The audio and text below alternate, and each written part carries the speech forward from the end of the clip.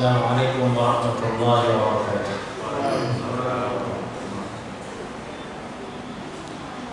Innal hamdalillah nahmaduhu wa nasta'inuhu wa nastaghfiruh wa na'udzu billahi min shururi anfusina wa min sayyiati a'malina. Man yahdihillahu fala mudilla lahu wa man yudlilhu fala hadiya lahu. Asyhadu an la ilaha illallah wahdahu la syarika lahu wa asyhadu anna Muhammadan 'abduhu wa rasuluhu la nabiyya ba'dahu.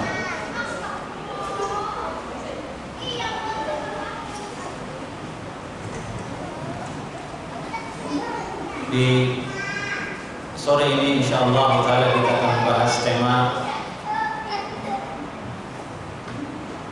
dengan judul kunci-kunci tadabbur Al-Qur'an Al-Karim. Di mana hakikatnya tema ini kami ambilkan dari sebuah kitab yang ditulis oleh seorang ulama yang bernama Dr.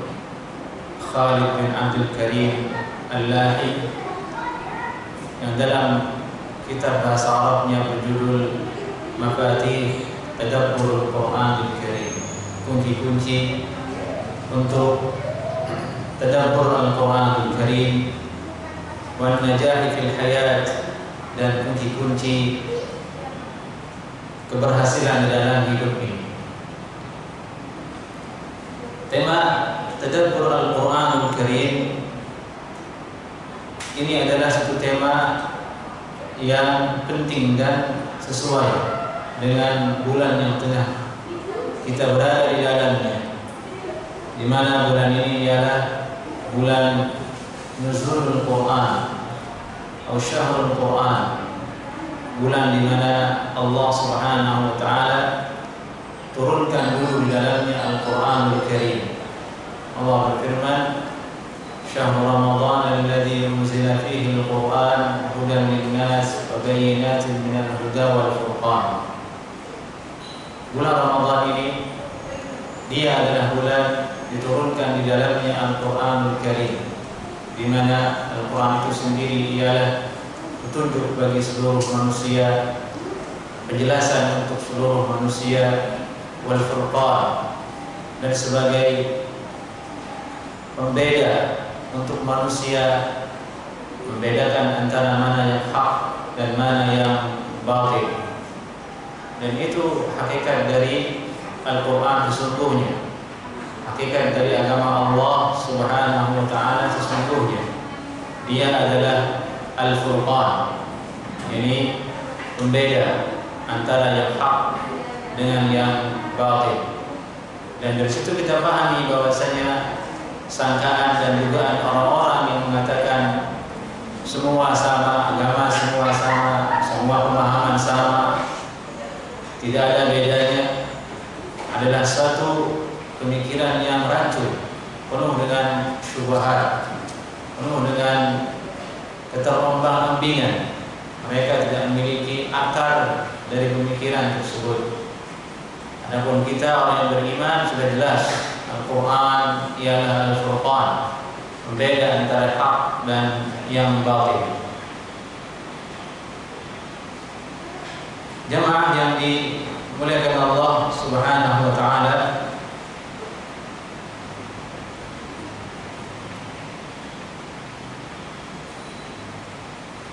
terlebih dahulu kita ingin mengenal apa makna dari tadabbur Al-Quran itu sendiri.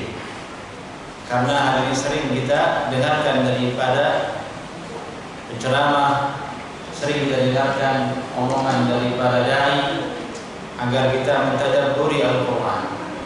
Apa maksud dari tadabbur Al-Quran?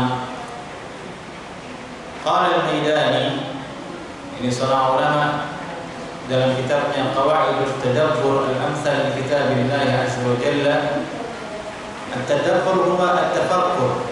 Tadabbur itu artinya berfikir. Asy-syamil al-wasil ila awakhir dalalatil kalimi wa maramihi al-ba'idah.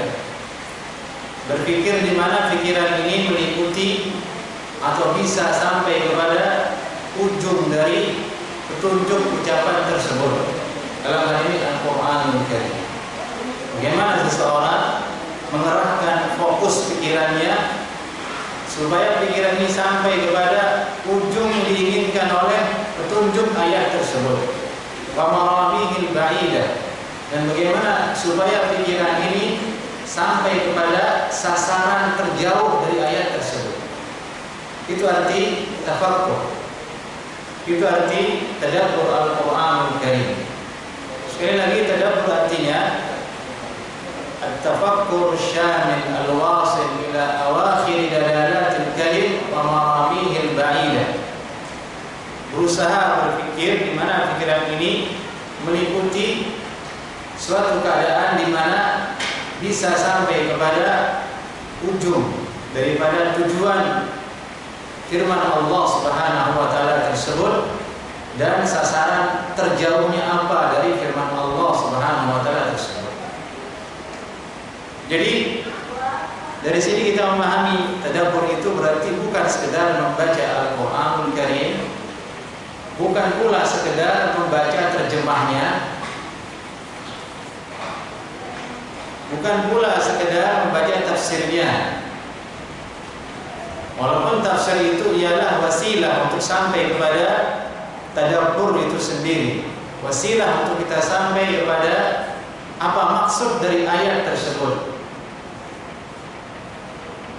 Jika seseorang mampu melaksanakan hal ini, maka dialah orang yang beruntung karena Allah membukakan pintu untuk dia memahami Al-Qur'anul Karim.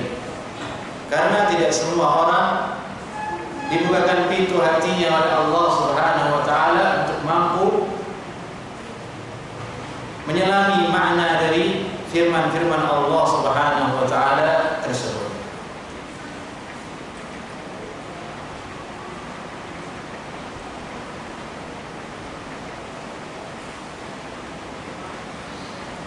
Ulama lainnya mengatakan tadabbur Al-Qur'an itu maksudnya ialah at-tafakkur wa ta'ammul fi ayatil Qur'an min ajli fahmihi wa idraki ma'anihi wa hikamihi wal muradihi. Berpikir dan merenung pada ayat-ayat Al-Qur'anul Karim dengan tujuan supaya kita memahami ayat tersebut dan mendapatkan makna-maknanya dan hikmah-hikmah serta hukum-hukum di dalamnya, wal murad minhu, dan apa yang diinginkan dari ayat tersebut. Ini makna tadabburul Quran, memahami makna tadabburul Quran. Dari itu Allah berfirman, afala yatadabbaruna al-Quran, maka tidakkah mereka orang-orang beriman itu berpikir dengan Al-Quran, merenungi Al-Qur'anul Karim. Maksudnya Allah Subhanahu wa taala di situ mengajak, mendorong manusia agar mengerahkan fokusnya untuk mentadabburi Al-Qur'anul Karim, sehingga dengan pemahaman yang dia dapatkan dari ayat tersebut, hukum yang dia dapatkan dari ayat tersebut, maksud yang dia simpulkan dari ayat tersebut, dapat membimbing dia kepada jalan yang baik, kepada hidup yang lebih baik, hidup yang tenang, hidup yang sukses. Karena semua problem, semua masalah manusia itu jalan keluarnya ada dalam agama Islam, ada dalam Al-Qur'anul Karim, ada dalam sunnah-sunnah Nabi Sallallahu Alaihi Wasallam. Karena Allah yang menciptakan manusia, Allah yang menciptakan jiwa manusia, maka Allah menurunkan kita sesuai dengan kebutuhan jiwa manusia. Tidak perlu lagi orang Islam itu untuk jauh-jauh mencari perkataan-perkataan orang yang tidak Islam. Tidak perlu dia jauh-jauh untuk mencari petuah-petuah orang yang bukan Islam. Sedangkan dalam Al-Qur'anul Karim sendiri sudah ada semua petunjuk dan hidayah apabila mereka serius ingin tadabbur kepada Al-Qur'anul Karim.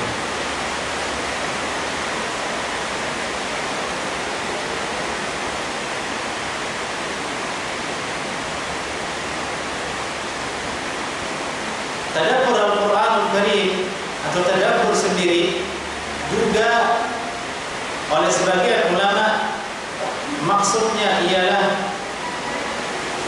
al-amal bihi, mengamalkan Al-Qur'anul Karim itu sendiri. Jadi ini makna lain dari tadabbur, selain dari makna yang pertama tadi, yaitu sebagian ulama maknai tadabbur itu maksudnya ialah mengamalkan Al-Qur'anul Karim itu sendiri. Jadi ini sesuai dengan perkataan Ali bin Abi Thalib radhiyallahu taala anhu yang berbunyi, ya hamalatal Qur'an atau ya hamalatal ilmi i'malu bih fa innamal 'alimu man 'amila bima 'alima. Wahai orang-orang yang membawa Al-Qur'an, orang-orang yang menghafal, orang-orang yang membaca Al-Qur'an, orang-orang Islam, i'malu bih, amalkanlah Al-Qur'an itu. Fa innamal 'alimu man 'amila bima 'alima. Sesungguhnya orang yang alim itu adalah orang yang beramal dengan apa yang dia ketahui. Apa yang dia tahu dia amalkan, itulah hakikat orang yang alim. Dan perkataan Al-Hasan bin Ali, Hasan bin Ali, ini putranya Ali bin Abi Thalib radhiyallahu taala anhu. Dia berkata, "Iqra'il Qur'an, ma nahaka, fa idza lam yanhaka fa laysa bi qira'atin." Bacalah Al-Qur'an selama bacaanmu itu bisa mencegah dirimu kepada maksiat.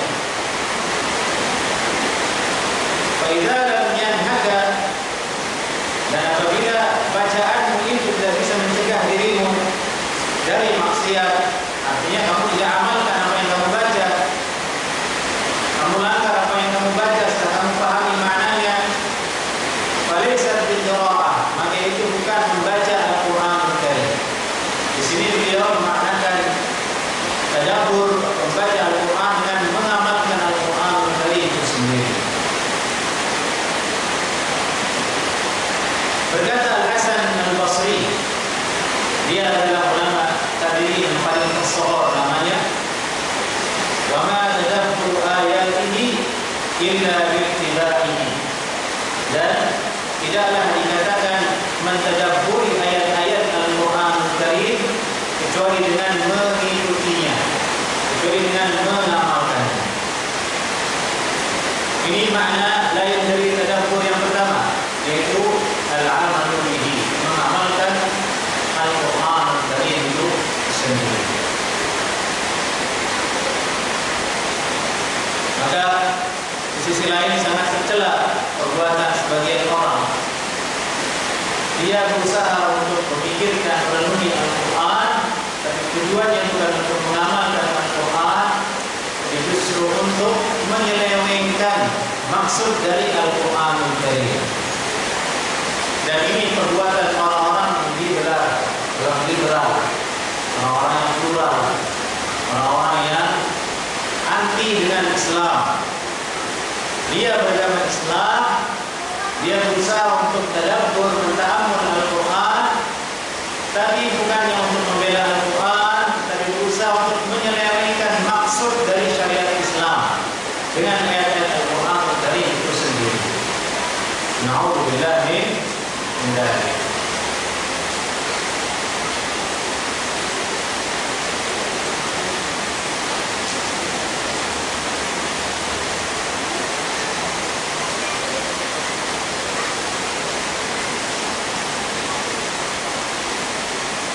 Dan sebagian besar ulama tafsir mengaitkan makna tadabbur itu dengan mengamalkannya, karena dia adalah kuah hasil dari tadabbur itu sendiri. Karena kalau sekedar tadabbur dan sampai kepada satu kesimpulan yang tidak diamalkan, apa toh maknanya, apa manfaatnya, tidak ada. Tujuan dari tadabbur dan ta'ammul itu sendiri ialah bagaimana agar orang tersebut sampai kepada ilmu kesimpulan yang benar dari ayat tersebut untuk dia amalkan. Oleh karena itu, ulama tafsir menafsirkan makna tadabbur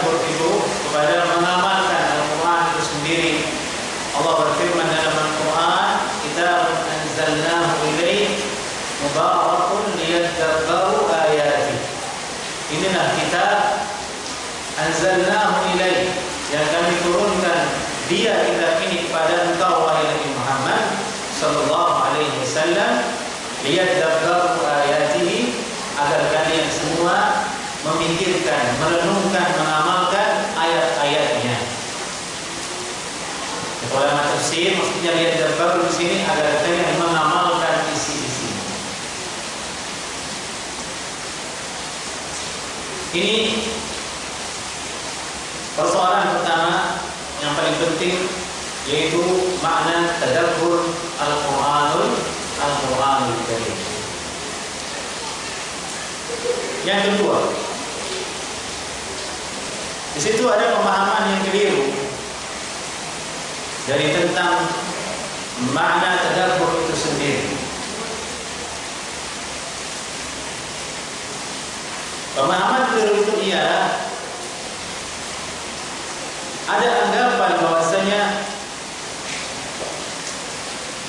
mentadabburi Al-Qur'an Karim dengan makna yang pertama tadi, merenungi maknanya supaya sampai dapat kepada satu hukum, sampai kepada satu hikmah, sampai kepada maksud dari ayat tersebut.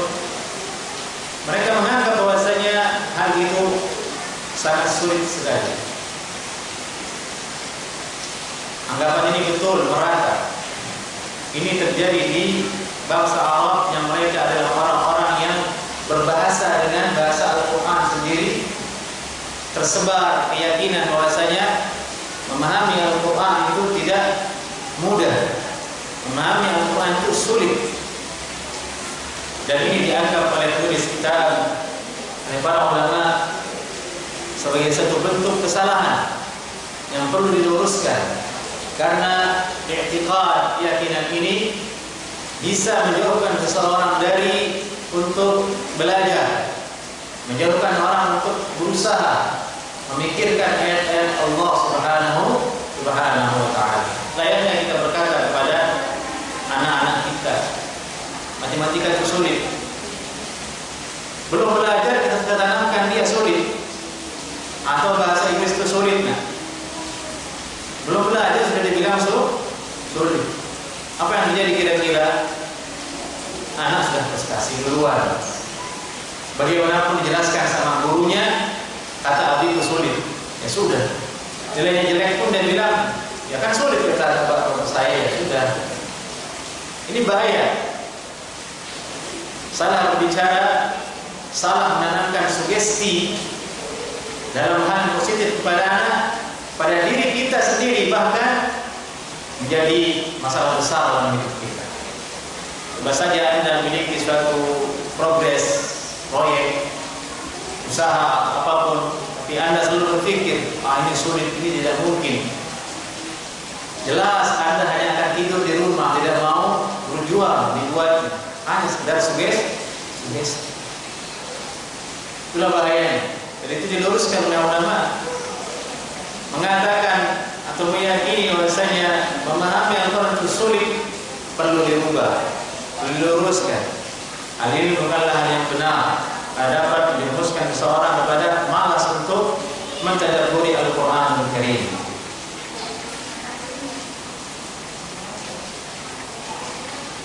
Allah Subhanahu wa ta'ala sendiri berfirman dalam Al-Quran, "Wa laqad yassarna al-Qur'ana lidzikri fahal min muddakir." Dan sungguh kami telah mudahkan Al-Quran Karim ini lidzikr, untuk dipikirkan, untuk diingat, untuk dihafalkan, untuk ditadabburi. Dan ayat ini dalam surat Al-Qamar lebih dari 3 ayat berulang-ulang. Wa laqad yassarna al-Qur'ana lidzikri fahal min muddakir. Diulang-ulangi ayat ini dalam surat Al-Qamar. Layaknya firman Allah, "Wa bi ayyi ala'i rabbikuma tukadziban." Dalam surat Ar-Rahman diulang-ulangi, satu ayat berbeda. Ini menunjukkan bahwasanya betul-betul memikirkan Al-Quran, mentadabburi Al-Quran, mempelajarinya adalah suatu hal yang telah dimudahkan oleh Allah Subhanahu wa ta'ala. Maka dengan dari ini terbantahkan anggapan yang banyak beredar di masyarakat bahwasanya mentadabburi Al-Quran itu adalah perkara yang susah dan sulit.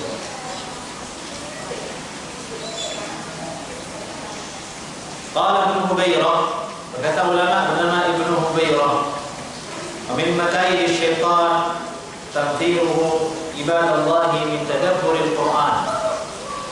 Dan bagian dari tipu daya syaitan menjauhkan hamba-hamba Allah Subhanahu wa taala dari mentadabbur Al-Qur'anul Karim. Li'ilmihi anna al-huda waqi'un inda tadabbur. Karena setan mengetahui sesungguhnya petunjuk yang ada dalam Al-Qur'an itu dapat diraih ketika ditadabburi. Bahwasanya Al-Qur'an sebagai petunjuk dapat diraih petunjuk itu ketika kita berusaha untuk mentadabburinya. Dan syaitan ingin menjauhkan manusia dari mentadabburi Al-Quran agar dia tidak bisa mendapatkan hidayah petunjuk dari Al-Quran Al-Karim.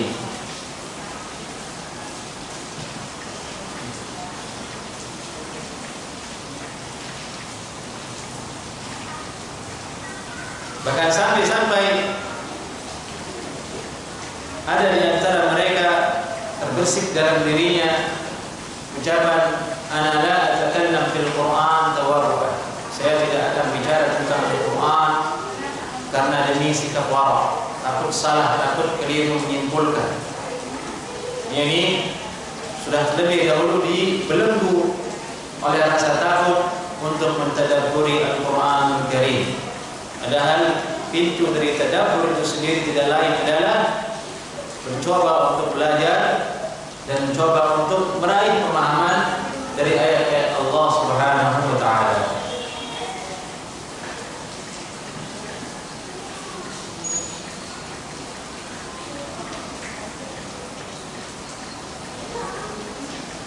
Imam As-San'ani rahimahullah taala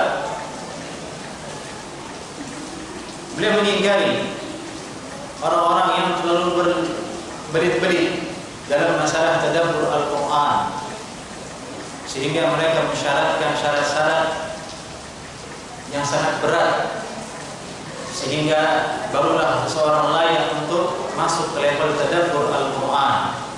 Seperti dia harus menguasai seluk-beluk ilmu nahwu, ilmu balaghah, dan ilmu bayan, dan ilmu lainnya dalam bahasa Arab, sehingga barulah boleh dia untuk tadabbur Al-Quran Al-Karim.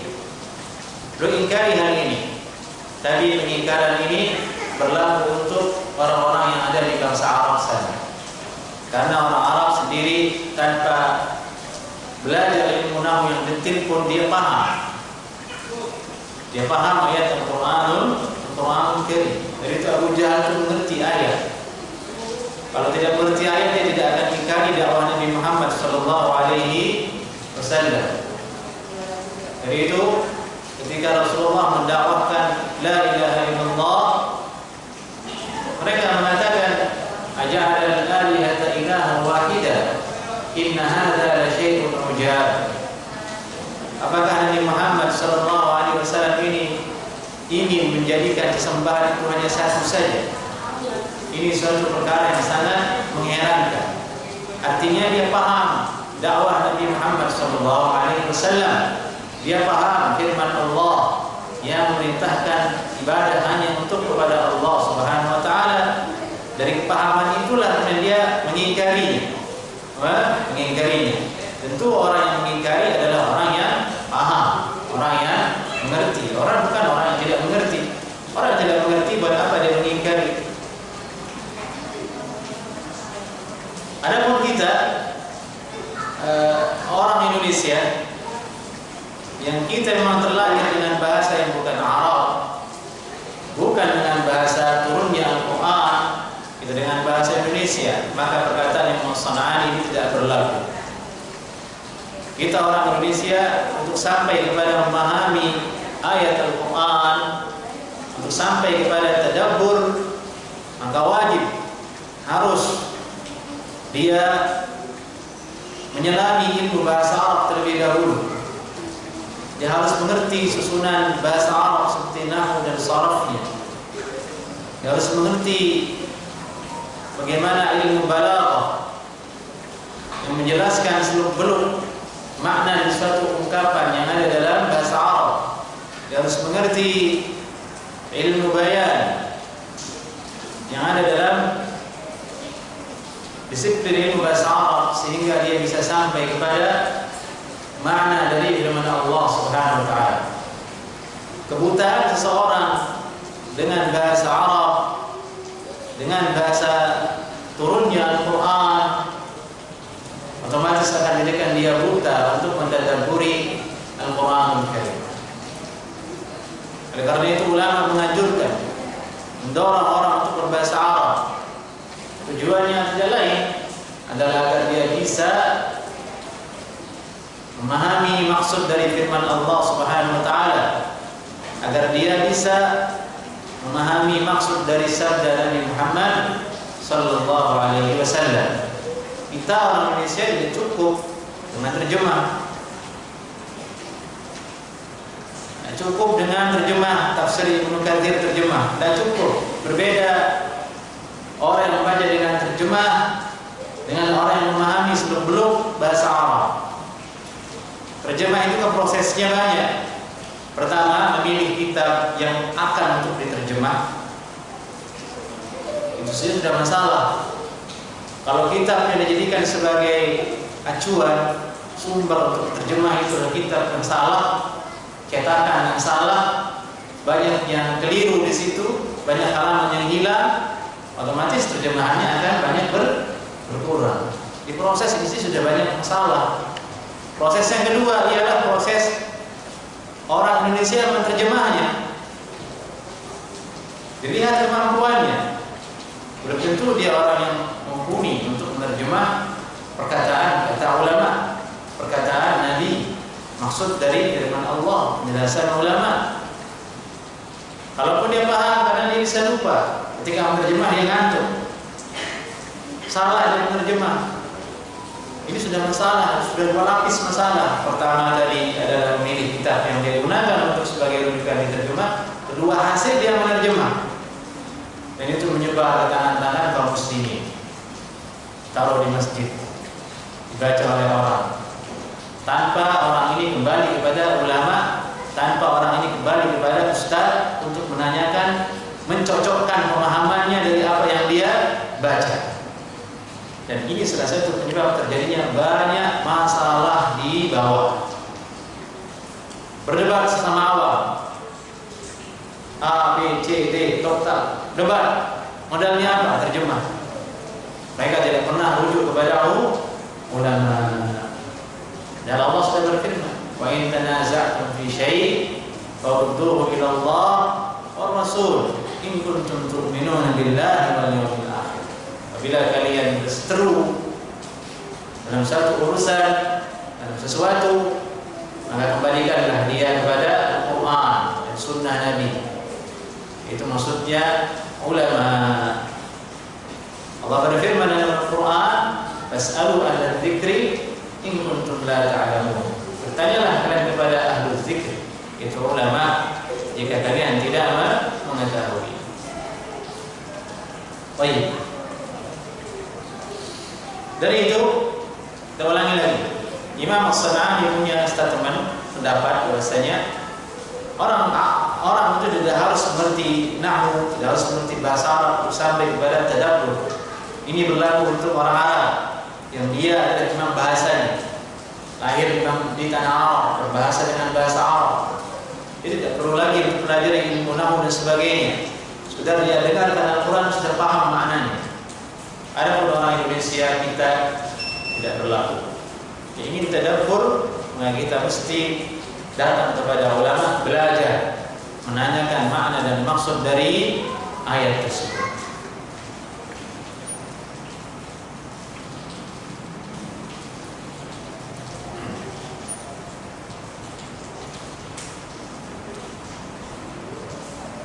Abdullah bin Abbas radhiyallahu taala anhuma, beliau menjelaskan, ini masih terkait tentang masalah bahwasanya Al-Quran itu itu jelas. Ada yang jelas sekali maknanya yang bisa untuk ditadabburi langsung oleh seseorang. Beliau berkata, Abdullah bin Abbas, at-tafsir ala arba'ati awjuh. Tafsir Al-Quran itu ada 4 bentuknya. Pertama, wajhun ta'rifuhu al-'arabu min kalamiha. Satu bentuk di mana bangsa Arab mengetahuinya berdasarkan dengan bahasa bawaan dia sebagai orang Arab. Tabbat yada abi lahab. Kalau bertanya ke orang Arab, walaupun dia enggak S1, langsung tahu dia. Walaupun anak SD, itu bahasanya dia. Tabbat yada abi lahab. Celakalah tangannya Abu Lahab. Sudah selesai. Berarti ancaman dari Allah Subhanahu wa taala atas Abu Lahab. Abu Lahab ini orang sengsara, orang jahat, yaitu disiksa oleh Allah Subhanahu wa taala. Dan bahkan orang Indonesia pun tahu kalau ayat yang seperti ini. Jadi dia terjemah, oh itu maksudnya, ya jelas. Ini kata Abdullah bin Abbas, wajibun ta'rifu al-'arab min kalamiha. Ini satu bentuk di mana bangsa Arab dia mengetahui dengan seluk-beluk bahasa yang dia miliki sendiri. Kedua, tafsirun la yu'dharu ahadun bijahalati. Satu tafsiran terhadap Al-Qur'anul Karim di mana tidak ada seorang pun yang diberikan dispensasi untuk tidak mengetahuinya. Tidak ada kata saya tidak tahu. Saking jelasnya, la yu'dhar ahadun bijahalati. Apa contohnya? Allah berfirman, ya ayyuhalladzina amanu kutiba 'alaikumus-shiyam. Anda buka terjemahan. Wahai orang-orang yang beriman, telah diwajibkan atas kalian berpuasa. Paham enggak antum semua itu? Jelas enggak itu? Jelas. Tidak perlu orang berpikir balik untuk bisa paham. Jelas itu. Hal seperti ini la yu'dhar ahadun bijahli. Tidak diberikan uzur untuk tidak tahu. Jelas sekali maknanya. Atau firman Allah, wa'budullaha wa la tusyriku bihi syai'a. Sembahlah Allah Subhanahu wa taala dan janganlah kalian mempersekutukannya dengan apapun. Jelas tidak? Jelas. Orang Arab tahu. Bahkan orang Indonesia pun tahu. Dia lihat terjemahannya, tidak boleh syirik. Maka tidak ada kata dia mengatakan, oh saya tidak paham maknanya. Sudah jelas sekali. Ini la yu'dharu ahadun bijahalati. Yang ketiga, tafsirun ya'lamuhul ulama. Tafsir Al-Quran yang tahu hanyalah ulama. Ranah yang ini jangan coba-coba dekat. Kita sebagai orang awam kalau tidak punya ilmu, di sini diletakkan ancaman terhadap orang-orang yang berpendapat kepada Al-Quran tentang Al-Quran tanpa ilmu. Diancam oleh Allah, wa an taqulu 'ala Allahi ma la ta'lamun. Di antara dosa besar itu ialah engkau berpendapat atas nama Allah Subhanahu wa taala dengan modal sesuatu yang kamu tidak ketahui. Ada banyak ayat seperti ini, hanya ulama yang mengetahui maknanya.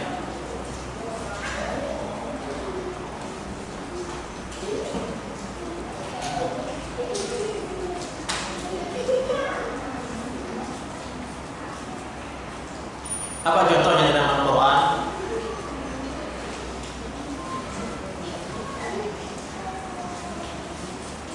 Misalnya Allah berfirman,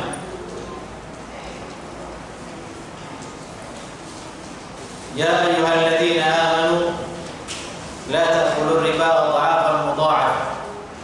Wahai orang yang beriman, janganlah kalian makan riba adha'afan mudha'af, yang bentuknya berlipat-lipat, berlipat ganda.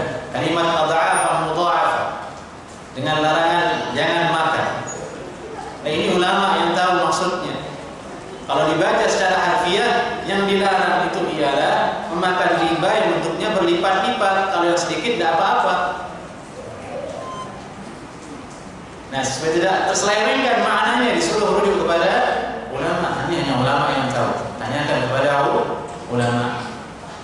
Atau firman Allah, "Wala tu'tus sufaha amwalakum allati ja'alallahu lakum qiyaman." Janganlah kalian berikan harta kalian yang dia adalah penunjang kalian untuk hidup kepada sufaha. Apa itu sufaha? Ulama yang tahu, di ranahnya ulama. Dan hal itu telah direkam dalam kitab tafsir. Di antara kitab yang paling populer dan dia satu-satunya sumber yang paling akurat dan menjadi rujukan semua ulama setelahnya, tafsir Imam Ibnu Jarir At-Tabari. Apa namanya? Tafsir At-Tabari, populer dengan nama itu. Jami'ul Bayan nama tafsir tersebut, tapi populer di masyarakat namanya tafsir Imam At-Tabari, Ibnu Jarir At-Tabari. Tafsir Ibnu Katsir itu diintisari dari itu. Yang diketahui oleh orang banyak tafsir Ibnu Katsir. Tafsir Ibnu Katsir itu sendiri diambil oleh Imam Ibnu Katsir dari Imam At-Tabari.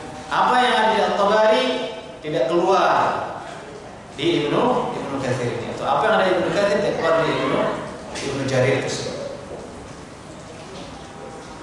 Di situ dibahas, berkata Ikrimah, berkata Ad-Dhahhak, berkata Ibnu Mas'ud, berkata Ibnu Abbas, banyak ulama tafsir, berkata Imam Mujahid. Di situ dibahas. Mereka ini rujukan kepada makna-makna ayat yang kita tidak ketahui. Jadi levelnya lebih tinggi. Tapi yang penting di sini adalah jangan pernah coba masuk ke ranah itu kalau tidak punya ilmu, sehingga berkata begini maksudnya tanpa ada ilmu, berbahaya. Yang keempat, la ya'lamu illallah. Tidak ada yang tahu kecuali Allah. Hakikat maknanya tidak ada yang tahu kecuali Allah. Apa contohnya? Alif Lam Mim, Yasin, Thaha, Kaf Ha Ya Ain Shad. Nanti disebut dengan Fawatihus Surah, ayat-ayat pembuka surah. Di sini kebanyakan ulama tafsir, kalau mereka tafsirnya mengatakan Alif Lam Mim, wallahu a'lamu bi muradihi bidzalik. Ini Allah yang tahu maksudnya. Ini ada 4 ayat-ayat bentuk tafsiran dalam Al-Quran. Pertama apa tadi? Ada tafsir yang diketahui dengan hanya bahasa Arab, sehingga orang Arab pada umumnya tahu, bahkan orang Indonesia pun tahu. Ada yang kedua ialah tafsir yang tidak diberikan dispensasi uzur bagi orang yang mengatakan tidak tahu, saking jelasnya ayat tersebut. Yang ketiga adalah ayat Al-Quranul Karim yang ulama yang tahu. Ini sudah tugas kita untuk bertanya kepada mereka. Yang keempat hanya Allah yang mengetahui. Dan itu ada dalam Al-Quran. Wa ma ya'lamu ta'wilahu illa Allah. Dan tidak ada yang mengetahui ta'wilnya kecuali Allah Subhanahu wa ta'ala.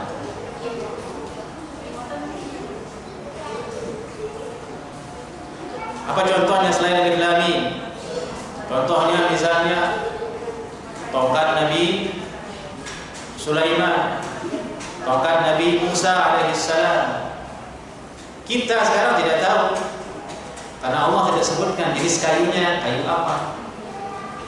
Bukan kayu jati sebagaimana orang-orang yang berusaha jati. Supaya laku jatinya ini karena kayunya Nabi Musa, tongkat Musa terbuat dari kayu jati. Ngawur itu kan. Hanya Allah yang tahu, Allah tidak sebutkan. Dan itu sudah ada kaidahnya. Sesuatu yang Allah tidak sebutkan secara terperinci di Al-Quran, tidak sebutkan dalam hadis, kita tidak punya kewenangan di situ untuk menyelaminya, untuk mengetahuinya. Itu hanya Allah yang tahu. Contoh lainnya, pohon yang dimakan oleh Nabi Adam di surga.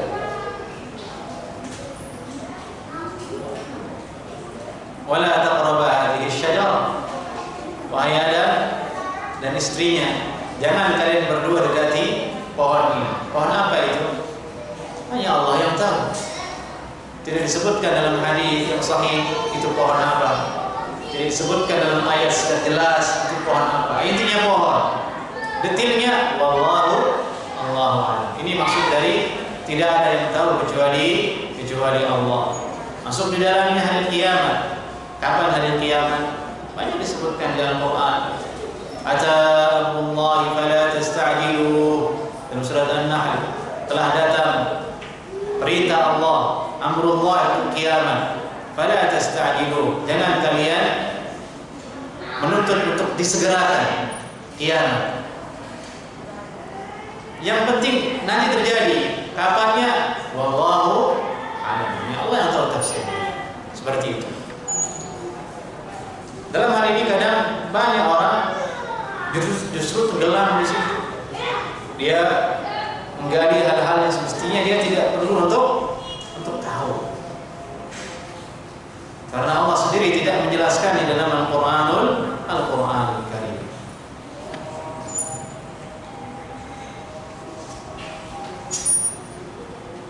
Dan di sini penting diketahui, masih terkait dengan bahwasanya Al-Qur'anul Karim mudah untuk ditadabburi. Karena kebanyakan isi dari Al-Qur'an itu terbagi menjadi beberapa bagian. 500 ayat itu isinya adalah tentang ahkam. 500 ayat Al-Qur'an itu isinya tentang al-ahkam. Hukum-hukum. Halal, haram, makruh dan sebagainya. Puasa, zakat, zina, pejam, qisas, jual beli, utang piutang, pernikahan, cerai, rujuk, ada dalam Al-Quran. Dan hidup manusia tidak lepas dari itu. Masalah jual beli, masalah nyari duit, masalah apa? Menikah, masalah rumah tangga, masalah perceraian, masalah ingin rujuk. Nanti kalau mati masalah warisan, masalah jinayah, orang saling bunuh-membunuh, masalah orang berzina. Tidak lepas dari itu manusia. Makan, minum, usaha, syahwat. Mulai dari orang yang paling rendah sampai presiden, sama masalahnya, nggak ada yang beda. Dari itu disebutkan Al-Quran itu jalan keluar masalah hidup. Karena tidak keluar manusia dari hal-hal yang sudah disebutkan dalam Al-Quran. Semua ada. Sakit, masalah sakit ada. Semua ada. Ini 500 ayat ini masalah hukum-hukum. Dia digali oleh orang-orang yang ahli ilmu. Tafsirnya ditahu oleh para ulama. Seperti Imam Asy-Syafi'i rahimahullah ta'ala, yang beliau bisa langsung istinbat, mengambil intisari hukum langsung dari ayat, tanpa harus buka kitab, tanpa harus melihat pendapat ulama lain. Tidak. Itu namanya mujtahidun mutlak. Orang yang mujtahid lepas mutlak, langsung ke Al-Quran. Tapi kalau masih lihat ini, lihat itu, lihat ini, lihat itu bukan mutlak namanya.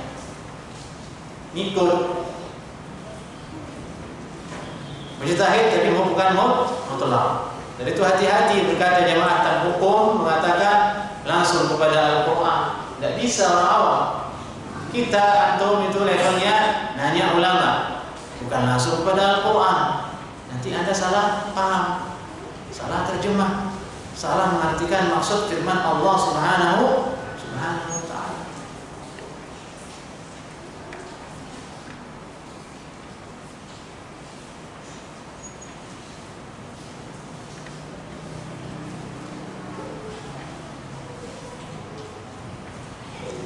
Sedangkan jumlah seluruhnya dari Al-Quran itu ayatnya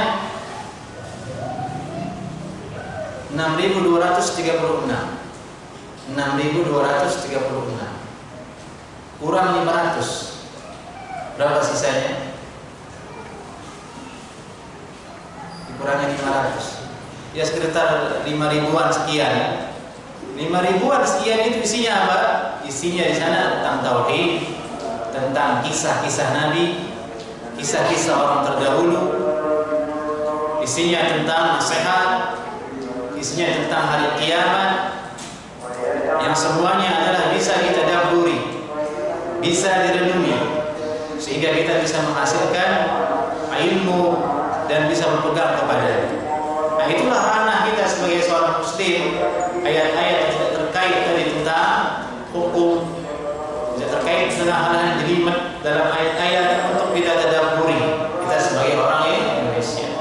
Tapi pun demikian tetap kita diperintahkan untuk belajar lebih dahulu bahasa Arab untuk bisa menyelami tadabbur Al-Qur'an Al-Karim.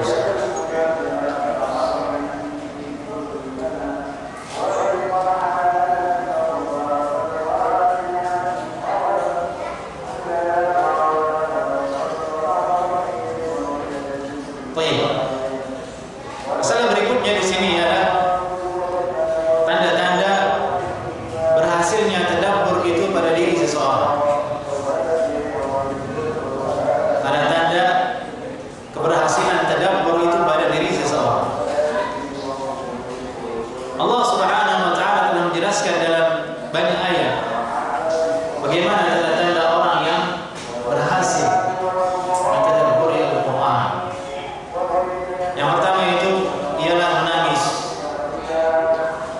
Tangisan. Allah berfirman, "Wa idza sami'u ma unzila ila rasuli tara a'yunahum tafidhu min ad-dam'i tafidhu min ad-dam'i mimma 'arafu min al-haqq yaquluna rabbana amanna faktubna ma'asy syahidin." Ini surah Al-Maidah 83.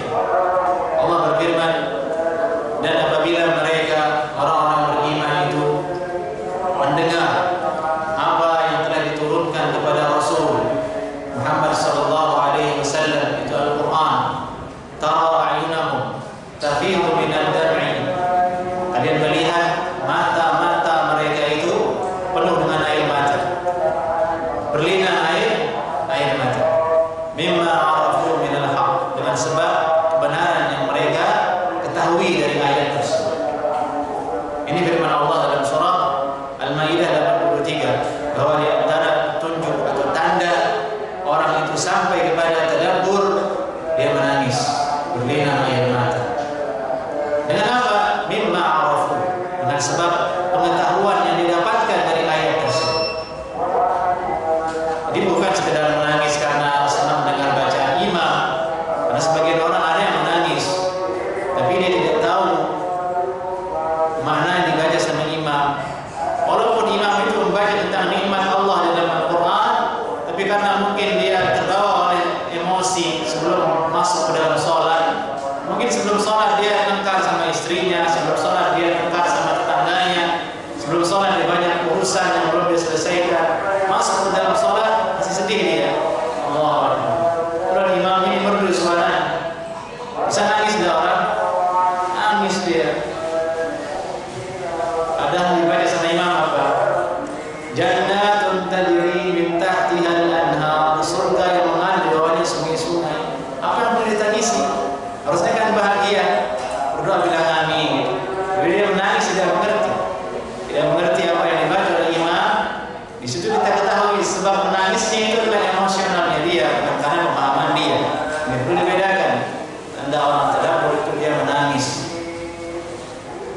mendengarkan Al-Quran Al-Karim, mimma 'arafu min al-haq, dengan kebenaran yang dia dapatkan dari Al-Quran.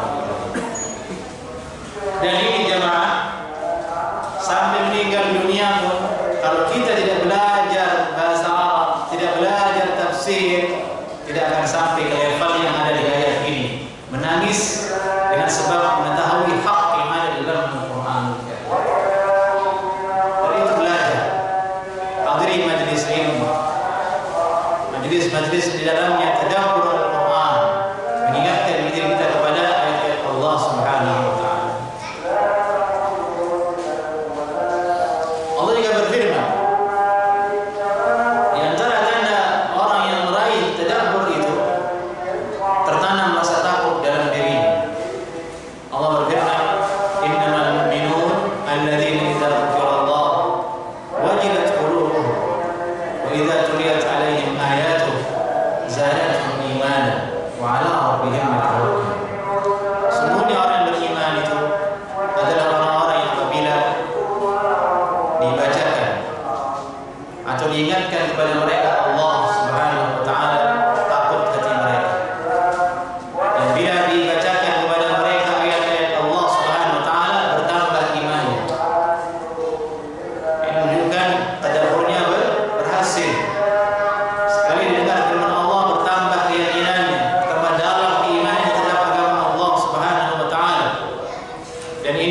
otomatis tidak mungkin diraih kecuali dengan ilmu, mengetahui apa yang dibacakan oleh ayat tersebut sehingga dapat menambah keimanan dia sebagai seorang yang beriman.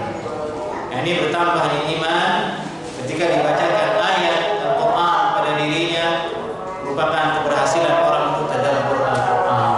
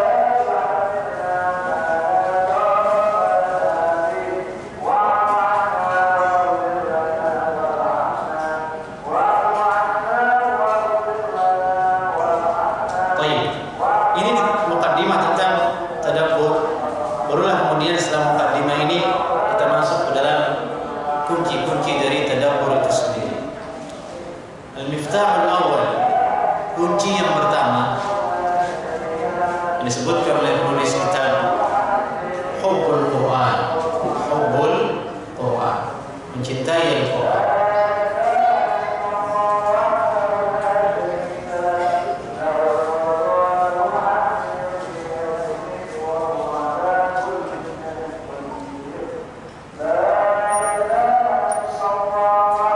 Mencintai Al-Quran ini erat kaitannya dengan urusan hati. Karena tugas hatilah mencintai. Hati yang punya tugas untuk mencintai atau lawanannya tidak menyukai, itu tugas hati, kerjaan hati. Dari itu mencintai Al-Quran erat kaitannya dengan hati. Dialah alat untuk bisa mendekatkan diri kepada memahamkan Al-Quran Al-Karim pada diri sendiri. Dari itu di sini masalah pertama dalam hubbul Quran ini ialah masalah hati, di mana hati ialah kunci utama. Allah Subhanahu wa taala berfirman, "Inna ja'alna 'ala qulubihim akinnatan ay yafqahu wa fi adanihim waqra." Kami sungguhnya telah menjadikan di dalam atau di atas hati mereka orang-orang kafir itu akinnah, ini penghalang, ay yafqahu, untuk bisa memahami, untuk bisa mengerti ayat tersebut. Hatinya dikunci oleh Allah Subhanahu wa taala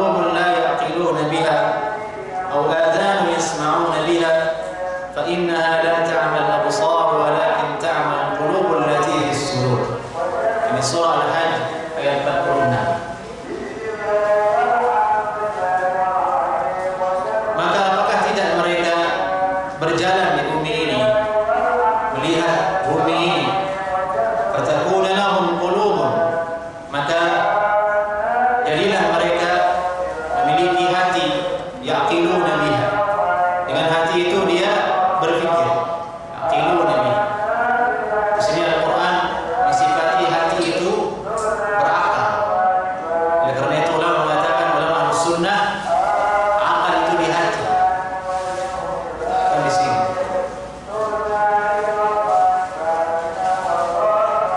Akal itu lebih dari akal yang dipahami oleh orang Indonesia.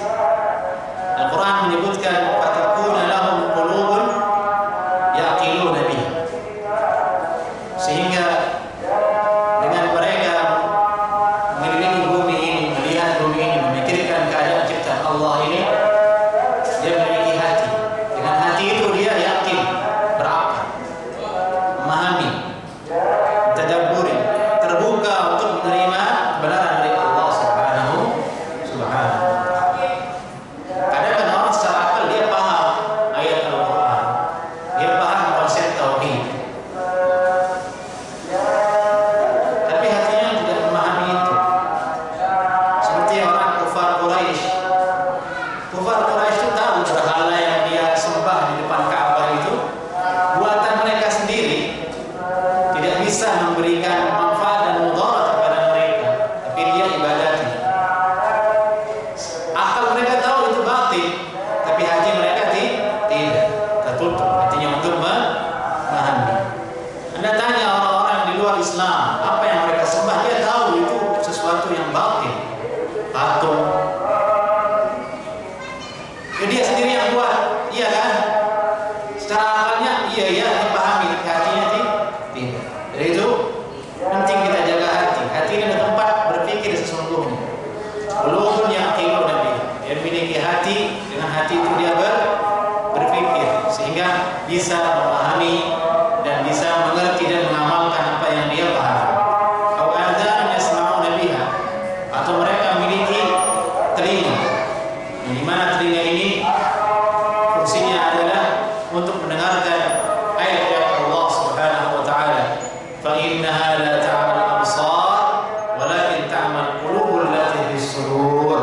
Maka sungguhnya hakikat buta itu ialah bukanlah buta mata, la ta'mal absar, bukanlah buta mata hakikat buta itu, tapi ta'mal qulubul lati fis sudur, butanya hati yang ada di dalam. Ini yang paling bahaya.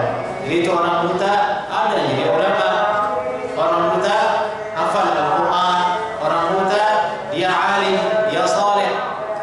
Tapi kalau orang hatinya yang buta, meskipun matanya melek, tidak akan masuk itu ilmu dan Al-Quran ke dalam dirinya.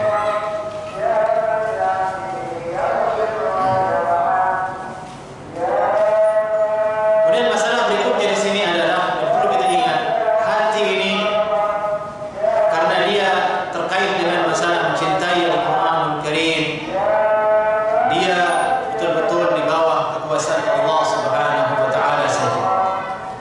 Al-qalbu biyadillahi wahdah, hati itu di tangan Allah Subhanahu wa Ta'ala. Allah membukanya kapan saja, Allah menutupnya kapan saja, terserah Allah. Manusia tidak punya jalan di situ. Anda bisa buka gerbang, Anda bisa buka kios, Anda bisa buka usaha, tapi buka hati orang tidak bisa. Menutup hati orang tidak bisa. Dan itulah ulama mengingatkan, jangan pernah terperdaya dengan apa yang kalian raih, karena yang kalian raih itu adalah murni karena Allah Subhanahu wa Ta'ala. Contoh orang jualan ini, yang jualan ini butuh pelanggan,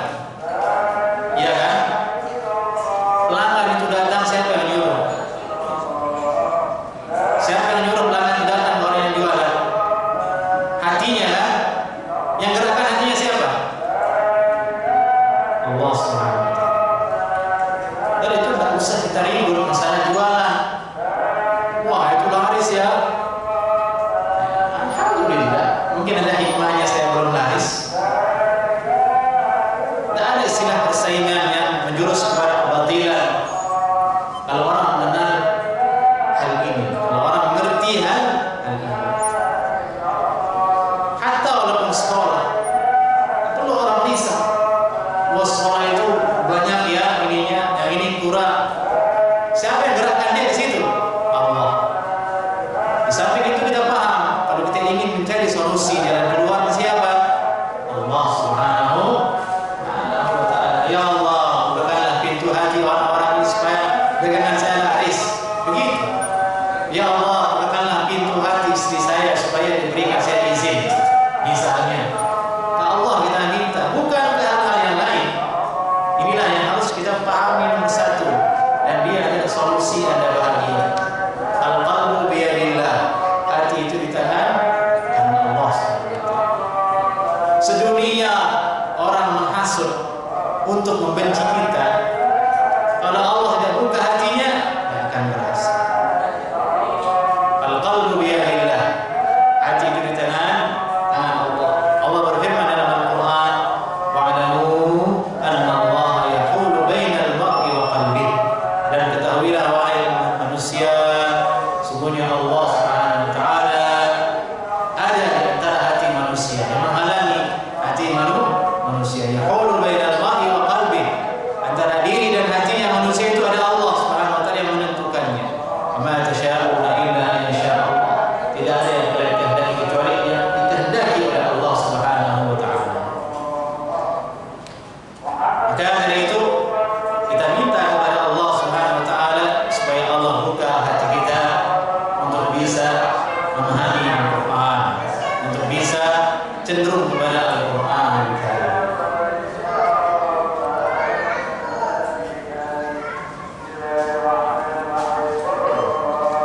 Baik jemaah, sampai di sini kajian kita untuk sesi pertama ini. Insyaallah taala kita lanjutkan pada pertemuan berikutnya. Jika ada pertanyaan, silakan.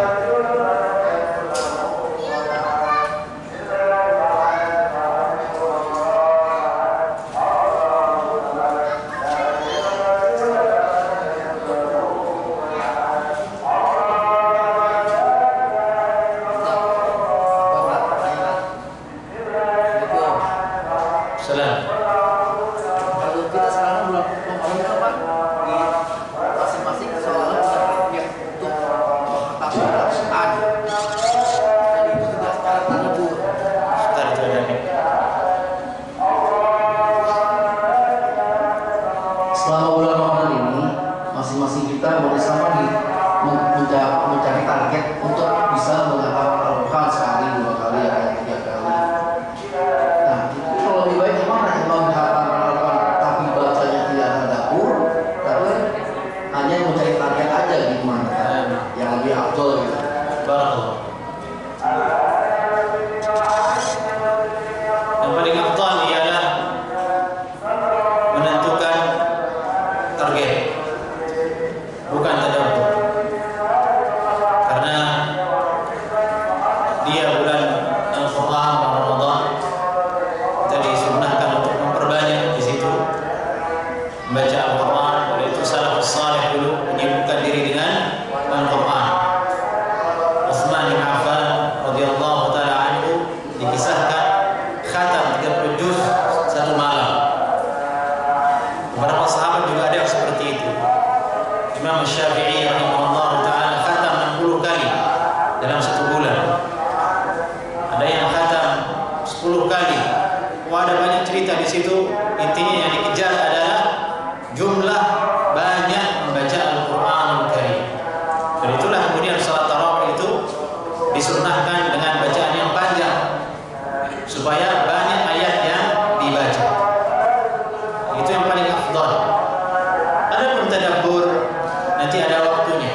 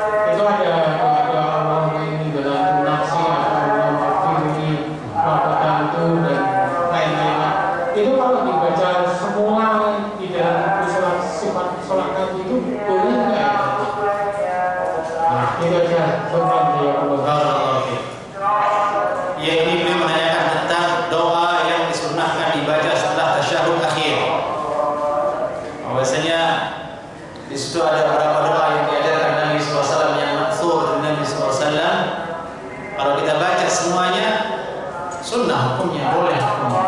Dengan catatan Anda bukanlah seorang imam. Kalau imam baca itu kelamaan nanti. Jadi imam itu kadang suka lupa dia. Dia baca itu semua doa itu, orang sudah mau sakit perut di ujung sholat, lama banget nih imam, assalamualaikumnya ngapain gitu kan? Ternyata dia baca semuanya gitu. Dia lupa kaidah jadi imam. Kalau jadi imam jangan lama-lama. Makmum banyak hajatnya. Ada yang takut hilang motornya, ada yang takut kehujanan, ada yang takut macam-macam lah kan gitu. Kalau sholat sendiri silahkan Anda membaca itu, Allahumma inni a'udzu min adzabi jahannam min adzabil qabri, Allahumma inni zalamtu nafsi. Doakan orang tua.